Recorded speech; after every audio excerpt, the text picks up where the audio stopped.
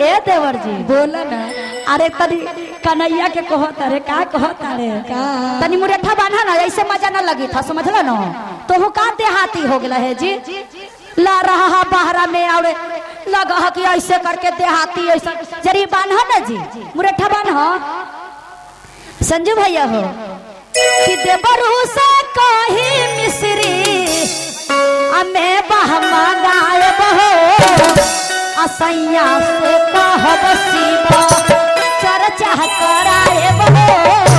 यही लय भैया रमेश भैया संजू भैया सूरज भैया भाव लगल बा कि देवरू से कही मिश्री मैं बाबा गायब हो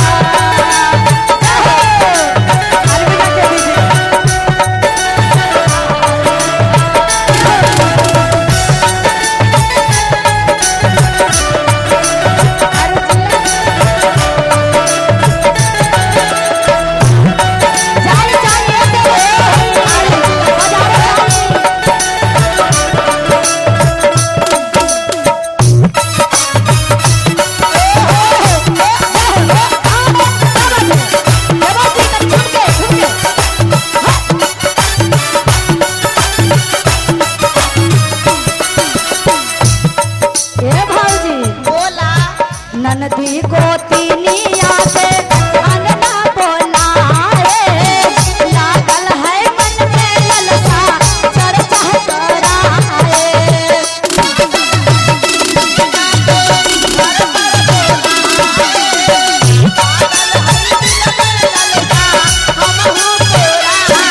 नदी गोतिनिया से घर में बोलाए लागल है मन में ललसा चर्चा कराए लागल है चर्चा कराए भंगिया भापुरवा बेला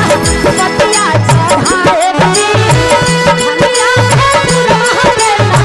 पतिया चढ़ाए सैया से कहब सीबा सैया से कहब सीबा चर्चा कहराए जी सैया से कहब सीबा चर्चा कराए जी सैया से कहब सीबा बोलिए देवर जी जान बजाए हाजीपुर जाए हाजीपुर हां चलवा से लिया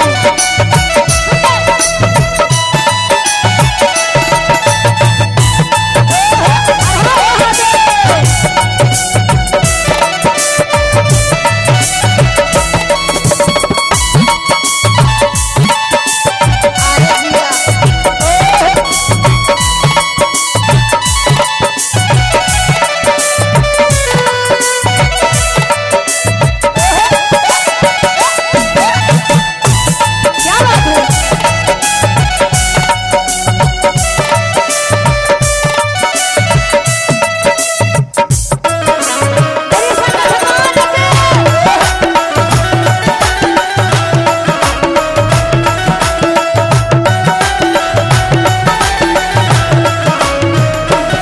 ए छोटकी बोला ये बड़की। और सुना ना सुनावा। भाई देवर जी के इनका कहले कि हाजीपुर बाजारे जाई न जी अच्छा और तनी भांग धतुरा ले आई इनका मतलब देखा हम ना टोला हो। मोहल्ला में कहे आवत है। भुला जाइए देख। हाँ हाँ यही हम भूला कर रात दिन तो ई मोबाइल पर व्यस्त रह के ई की करता थे गाँव टोला घरावा में चाही के बताई भई भंगिया धतुरावा के भगवान